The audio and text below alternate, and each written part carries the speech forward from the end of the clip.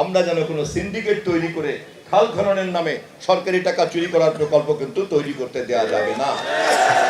যদি কারো কোনো জ্ঞানের অভাব থাকে, আমি টিকিট কেটে দেবো, দিল্লিতে গিয়ে শেখ হাসিনার কাছে জেনে নেবেন ভুল করলে পরে তার খেসারত কতটা দিতে হয়। যদি আমাদের সরকারের কোনো লোক এ ব্যাপারে ভুল ভ্রান্তি করে, আমাকে আসামের কাঠগড়ায় দাঁড় করবেন।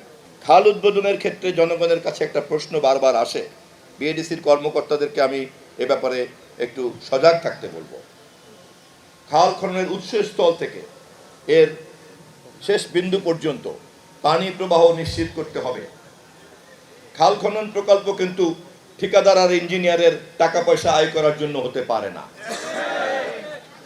খাল খনন প্রকল্প হচ্ছে কিন্তু নদীতে পানি প্রবাহ করে কৃষি জমিতে পানি পৌঁছানোর জন্য। অতএব আমাদের মধ্যে যারা আমরা অসৎ ঠিকাদার আছি এবং অসৎ প্রকৌশলী আছি, আমরা যেন কোনো সিন্ডিকেট তৈরি করে খাল খননের নামে সরকারি টাকা চুরি করার প্রকল্প কিন্তু তৈরি করতে দেওয়া যাবে না।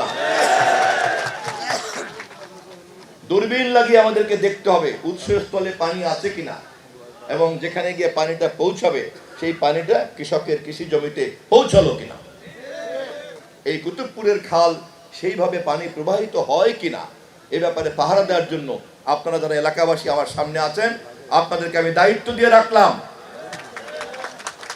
আপনারা তদারকি করবেন। মন্ত্রীর নেতৃত্বে সরকার যে কাজ করলো সেই কাজের সেবা আপনারা পেলেন কি পেলেন না।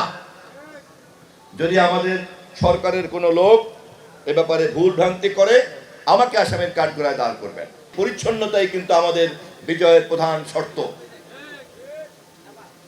অন্যান্য শাসকের সঙ্গে জিয়া পরিবারের শাসনের এটাই কিন্তু পার্থক্য।